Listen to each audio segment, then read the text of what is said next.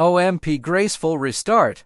While studying how Cisco SD-WAN works, have you ever wondered what happens with the overlay fabric when the SD-WAN control plane becomes unavailable? Well, there is a feature called OMP Graceful Restart that allows the data plane to continue functioning and forwarding traffic even if the control plane suddenly goes down or becomes unavailable. WAN edge devices do this by using the last known routing information that they received from the vSmart controllers. At the same time, vEdges actively try to re-establish a control plane connection to the vSmart controllers.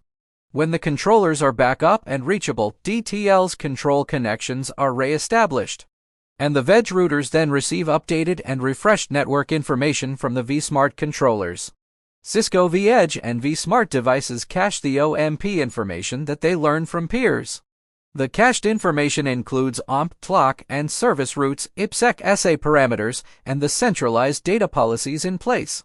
When a WAN edge device loses its OMP peering to the vSmart controller, the device continues forwarding data traffic using the cached OMP information.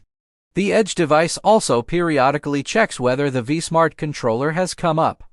When it does come back up and the control plane peering is re-established, the device flashes its local cache and refreshes the control plane information from the vSmart controller.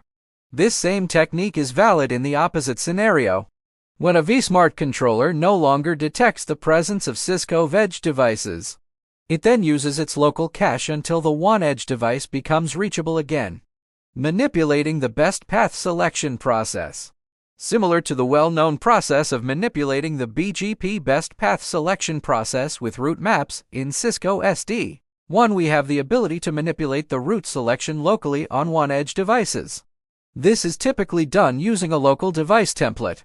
We have done that many times in traditional networking. The more interesting ability that SD-WAN allows us to do is to manipulate the routing information that goes in and out of the controller's routing table. This allows for a per-prefix network-wide routing manipulation, similarly to modifying route properties on a BGP Route-Reflector. There are two configuration options that allow for it: use an inbound centralized policy with an inbound centralized policy. We can change the origin code or the TLOC preference of a particular prefix before it goes into the routing table of the vSmart controller.